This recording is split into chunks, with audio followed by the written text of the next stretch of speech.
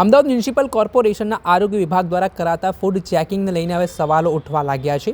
એકને એક તેલમાં ફરસાણ તળી લોકોના આરોગ્ય સાથે કેટલાક વેપારીઓ દ્વારા ચેડા કરવામાં આવી રહ્યા છે। ત્યારે આવા લોકોને પકડવા માટે અમદાવાદ મ્યુનિસિપલ કોર્પોરેશન દ્વારા ટીપીસી ટેસ્ટ કરવામાં આવે છે। જોકે મહાનગરપાલિકા દ્વારા છેલ્લા 3 વર્ષમાં એટલે કે 2018થી 2024 એટલે કે 7 વર્ષ દરમિયાન માત્ર 3091 ટેસ્ટ કર્યા છે। આટલા મોટા અમદાવાદ શહેરમાં માત્ર 3000 ટેસ્ટ કરાયા છે। ત્યારે વિપક્ષનું કહેવું છે શહેરની દ્રષ્ટિએ જોઈએ તો આ ટેસ્ટ ખૂબ ઓછા છે।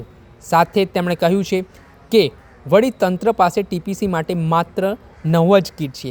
વડી તપાસમાં માત્ર 16 એકમો જ ટીપીસીમાં વધારે આવ્યું છે અને 6 એકમોને સીલ કરવામાં આવ્યા છે। આમ તંત્રની કામગીરી સામે પણ હવે સવાલ ઉઠ્યા છે। ત્યારે આ મામલે શું કહી રહ્યા છે કોંગ્રેસના નેતા અતિક સૈયદ તે સાંભળી। અમદાવાદ મ્યુનિસિપલ કોર્પોરેશન દ્વારા અમદાવાદ શહેરના વિવિધ ધંધાકીય એકમો માટે ફૂડ વિભાગનું સંચાલન કરવામાં આવી રહ્યું છે। ફૂડ વિભાગ દ્વારા સંચાલન કરવામાં આવી રહ્યું છે। તેમાં અમદાવાદ શહેરની અંદર વિવિધ પ્રકારના જે એકમો છે, જે ધંધાકીય એકમો છે, એમાં તેલની જે વસ્તુઓ તળીને કસ્ટમરોને આપવાની હોય છે, વેચાણ કરતા હોય છે, વેપાર કરતા હોય છે, તેની વિગત વર્ષ 2018માં અમદાવાદ મ્યુનિસિપલ કોર્પોરેશનના ફૂડ વિભાગ દ્વારા 2019માં, 2020માં અને 2021માં એક પણ ટીપીસી ટેસ્ટની સંખ્યા એ 0 છે। એક પણ નમૂનો લેવામાં આવ્યો નથી ફૂડ વિભાગ દ્વારા। બીજું વર્ષ 2022, 2023 અને 2024 એટલે છેલ્લા 3 વર્ષમાં 3091 જે તેલના ખરાબ નમૂના જે છે એ લેવામાં આવ્યા છે। એમાંથી ટીપીસીની માત્રા 25%થી વધારે હોય તેવા 16 એકમો છે। સીલ કરેલા એકમોની સંખ્યા 6 છે અને વસૂલ કરેલ જે વહીવટી ચાર્જ છે 1,50,000 રૂપિયા છે। જ્યારે એક પણ અમદાવાદ શહેરના એક પણ ધંધાકીય એકમનું લાયસન્સ રદ કરવામાં આવેલ નથી। એટલે આ માહિતીથી ઘણા બધા પ્રશ્નો ઉભા થાય છે।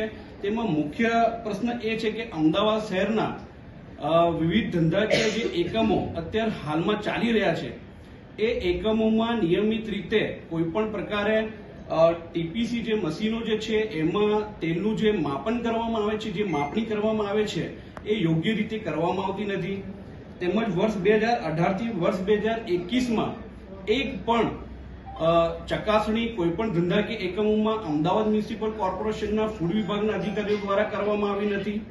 તેમજ અમદાવાદ મ્યુનિસિપલ કોર્પોરેશનનો 12,000 કરોડથી વધારેનું બજેટ છે અને એ 12,000 કરોડથી વધારેના બજેટમાં હાલમાં માત્ર ફૂડ વિભાગ ખાતે 9 ટીપીસી મશીન આવેલા છે। જો એમ માની લઈએ કે અમદાવાદ મ્યુનિસિપલ કોર્પોરેશનમાં 48 મ્યુનિસિપલ વોર્ડ છે, તેમાં એક વોર્ડમાં જો એક મશીન પણ હોય તો 48 વોર્ડની અંદર 48 મશીન અધિકારીઓ જોડે હોવા જોઈએ। તે અત્યારે હાલમાં નથી અને એક ટીપીસી મશીનની અંદાજિત કિંમત માત્ર 80,000 રૂપિયા છે। 12,000 કરોડ રૂપિયાનો બજેટ ધરાવતી અમદાવાદ મ્યુનિસિપલ કોર્પોરેશન જોડે શું ટીપીસી મશીન ખરીદવાના રૂપિયા નથી? એ આરોગ્ય જોડે જ્યારે ચેડા થતા હોય અને ધંધાકીય જે એકમો છે એ એકમોને કયા અધિકારીઓ મદદ કરી રહ્યા છે તે પણ એક ખૂબ જ મોટો પ્રશ્ન છે। મારી માનનીય મ્યુનિસિપલ કમિશનર અને માનનીય મેયરશ્રીને મારી પ્રેસ મીડિયાના માધ્યમથી મારી માંગણી છે કે તાકીદે અમદાવાદ શહેરની અંદર જે પણ ધંધાકીય એકમો જે તેલમાં તળીને ચીજ વસ્તુઓ વેચતા હોય, વેપાર કરતા હોય એવા તમામ ધંધાકીય એકમો ઉપર કાયદેસરની કાર્યવાહી કરવામાં આવે છે। અમદાવાદ મ્યુનિસિપલ કોર્પોરેશનના જે ફૂડ વિભાગના અધિકારીઓ છે એમને નિયમિત રીતે એક એસઓપી જાહેર કરવામાં આવે, જેના લીધે નિયમિત રીતે તમામ ધંધાકીય એકમો જે ધંધો કરે છે એમના ત્યાં જે વેચાણ વેપાર થતું હોય એ જે તેલ હોય એને ભેળસેળ કરી હોય, ખરાબ હોય, એનું રેગ્યુલર રીતે નિયમિત રીતે એના સેમ્પલો અને નમૂના લેવામાં આવે।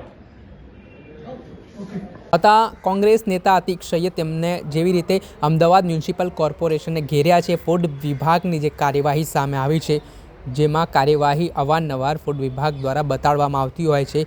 ટેસ્ટિંગ અલગ અલગ જે ખાનગી ખાણીપીણી બજાર હોય ત્યાં કરવામાં આવતું હોય છે, પરંતુ જે રીતે આરોપ કોંગ્રેસ નેતા દ્વારા કરવામાં આવ્યા છે તેના કારણે અનેક પ્રકારના સવાલો પણ ઉઠ્યા છે। દર્શક મિત્રો, એન કવરેજ ન્યૂઝને આપ લાઇક કરી લો, સબસ્ક્રાઇબ કરી લો અને શેર કરવાનું ભૂલતા નહીં।